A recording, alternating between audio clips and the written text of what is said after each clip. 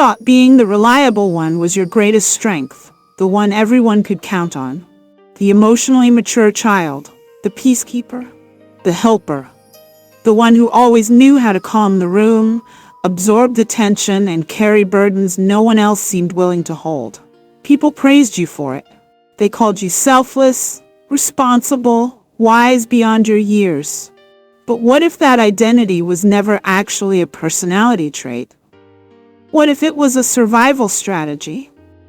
What if the reason you feel chronically exhausted in your relationships today is because your nervous system still believes your worth depends on being useful to others?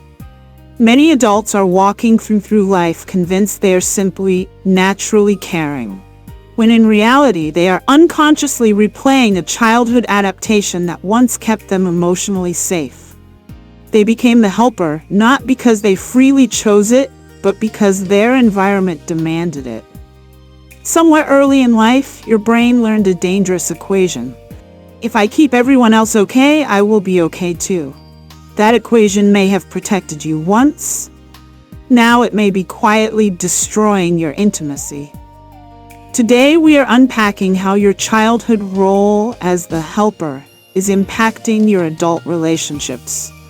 Why you feel responsible for everyone's emotions, why boundaries feel selfish, why rest feels unsafe, and why receiving love can feel strangely uncomfortable. This is not about blaming your past. This is about understanding your patterns so you can finally stop abandoning yourself in the name of being needed. Because mind care is self-care, and healing begins when you stop confusing usefulness with love. As children, we don't consciously choose our emotional roles. We adapt. If your household was chaotic, emotionally unpredictable, or unstable, your nervous system likely learned to become hyper-attuned to everyone else's moods. You became an emotional radar. You learned to scan faces, monitor tone shifts, predict conflict, detect danger before it happened. Maybe you had a parent whose emotions controlled the atmosphere of the home. Maybe someone's anger felt explosive. Maybe someone's sadness swallowed the room. Maybe your caregivers were overwhelmed, unavailable, inconsistent, or emotionally immature. And your young brain made a brilliant survival decision. Let me help. Let me soothe. Let me solve. Let me become indispensable. Because if you could reduce tension, you increased safety. If you could anticipate needs, you reduced unpredictability. If you became useful enough, maybe nobody would leave. Maybe nobody would yell. Maybe nobody would collapse. Maybe you would finally feel secure. This is how the helper role is born. Not from personality. From adaptation. From necessity. From survival. And what was adaptive in childhood often becomes exhausting in adulthood. Children who become helpers are often praised. Adults admire them. Teachers love them. Parents rely on them. They seem so mature. But maturity and emotional overfunctioning are not the same thing. Many helpers were never actually allowed to be children. They were emotional employees in their own households. They mediated conflict. They comforted adults. They parented siblings. They monitored tension. They learned to suppress their own needs because there was no room for them. And over time, this creates a powerful subconscious belief. My needs are less important. Other people's comfort matters more. Love is earned through service.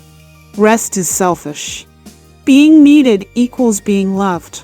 That belief does not disappear at age 18. It follows you. Into friendships, into romantic relationships, into workplaces, into marriages, into parenthood. And suddenly, you're 35 years old, wondering why every relationship feels like emotional labor. The adult helper often feels responsible for everyone, not because others explicitly demand it, because their nervous system does. You notice emotional shifts before others do. You absorb tension quickly. You become uncomfortable when someone else is uncomfortable. Silence feels threatening. Conflict feels dangerous. Someone else's distress feels like your assignment. So you step in, you fix, you advise, you soothe, you rescue, you overfunction, and people begin to rely on it. Not maliciously, naturally, because you trained them to. You taught them that you would carry what they dropped, and now you're exhausted, resentful, quietly angry, yet unable to stop. That is the helper trap. One of the most painful parts of helper identity is invisible contracts. These are subconscious emotional agreements you never said out loud. They sound like this: if I love enough, they'll love me back. If I support them enough, they'll eventually support me. If I keep showing up, someone will eventually show up for me. If I sacrifice enough, I will finally feel secure. But many helpers discover something heartbreaking. The reciprocity never arrives, because the relationship was built around your giving, not mutuality. You trained everyone to receive. You forgot to teach them how to care for you. And now asking for help feels awkward, foreign, embarrassing, even shameful. You secretly think they should just know, but how could they? You hid your needs so well. Helpers often choose emotionally unavailable partners, not consciously, subconsciously. Why? Because emotional distance feels familiar. Chaos feels familiar. Fixing feels familiar. Being needed feels familiar. Healthy love often feels boring to a helper. Why? Because peace feels unfamiliar. Predictability feels suspicious. Stability feels emotionally flat. Your nervous system may actually crave dysfunction because dysfunction feels like home. So you find partners who need healing, partners with trauma, partners with instability, partners with addiction, partners with commitment issues, partners who require emotional management. And suddenly your childhood role is activated again. You are back in your original job description. Rescuing, managing, fixing. Trying harder. Believing if you love enough, the story will finally end differently. But it rarely does. Because adulthood is not where childhood wounds get resolved automatically. It is where they get repeated until healed consciously. One hidden sign of helper identity is anxiety when there is no crisis. This surprises many people. They think they want peace, but when peace arrives, they feel restless. Why? Because their nervous system associates calm with unfamiliarity. When there is no emergency, they don't know who to be. They think, what should I do? Who needs me? What am I forgetting? Why is everything so quiet? And without realizing it, some helpers create micro-crises. They overhelp, overtext, overmanage, overthink. They insert themselves where they are not needed, not because they want drama, because usefulness regulates them. Helping became their emotional identity. Without it, they feel invisible. Another painful consequence is identity loss. Many lifelong helpers do not know what they want. Ask them, what do you need? Silence. What do you enjoy? Confusion. What makes you happy? Uncertainty. Because they spent years learning others, not themselves. Their emotional map points outward, not inward. They became fluent in everyone else's needs, but strangers to their own. This creates the hollow feeling many helpers describe. I don't know who I am outside of helping. That emptiness is not failure. It is a signal. It means your true self has been waiting, patiently, quietly, for your return. The body always tells the truth. Helper burnout is not just emotional, it becomes physical. Chronic fatigue, tension headaches, digestive issues, jaw clenching, shoulder pain, insomnia, brain fog, irritability, emotional numbness, sudden desire to isolate. These are not personality flaws, they are nervous system protests. Your body is saying, I cannot keep carrying what is not mine. Please stop volunteering me for emotional labor. Please let me rest. But many helpers ignore these signals because they learn to override themselves again and again until collapse forces surrender. So how do you heal? First, redefine what safety means. For many helpers, safety meant usefulness, but adult healing requires a new definition. Safety means being loved even when you do nothing. Safety means existing without earning. Safety means rest without guilt. Safety means boundaries without apology. Safety means receiving without shame. Safety means being human, not helpful. That sounds simple. It feels radical. Because your nervous system has to learn it slowly. Start by noticing when you overfunction. Ask, was I asked to help? Is this actually mine? Am I supporting or rescuing? Am I helping because they need it or because I feel anxious? This awareness alone changes everything, because unconscious patterns lose power when named. Next, practice tiny boundaries, not dramatic ones, small ones. Pause before responding. Say, I need to think about that. I can't do that today. That sounds hard, but I trust you to handle it. Notice how uncomfortable that feels. That discomfort is not danger. It is growth.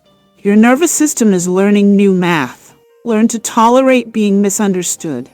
This is crucial. When helpers set boundaries, people often react.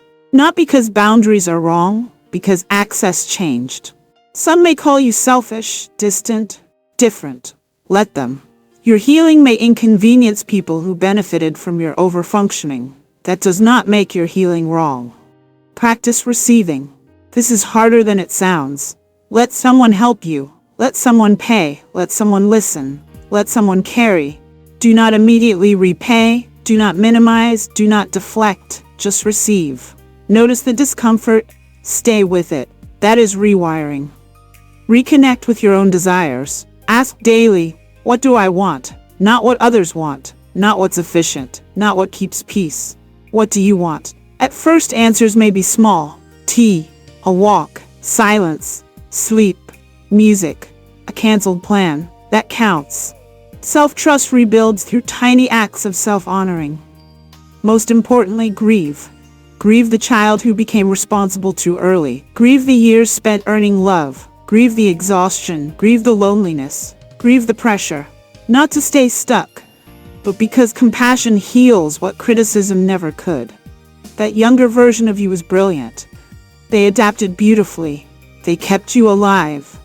But they do not need to run your adult relationships anymore. You can thank them and gently retire them. Healthy love feels different for recovering helpers. It feels quieter, less dramatic, less exhausting. No one needs saving. No one needs fixing. You are not performing. You are participating. You are not carrying. You are connecting. You are not earning love. You are receiving it. That may feel unfamiliar. Stay anyway. That unfamiliarity is not danger. It is healing. At Mindcare is Self-Care, we believe emotional healing begins when you stop glorifying your survival adaptations and start compassionately understanding them. Being the helper was never your flaw. It was your genius. It protected you. But you are allowed to evolve beyond survival. You are allowed to stop performing emotional labor for your right to exist. You are allowed to need. You are allowed to rest. You are allowed to disappoint others in order to stop abandoning yourself. You are allowed to be loved without utility. That may be one of the hardest lessons your nervous system ever learns, and one of the most liberating. Because the moment you stop asking, how can I help everyone else? And start asking, how can I honor myself? Your healing begins. Mindcare is self-care, and your inner child has been waiting a very long time for you to come home.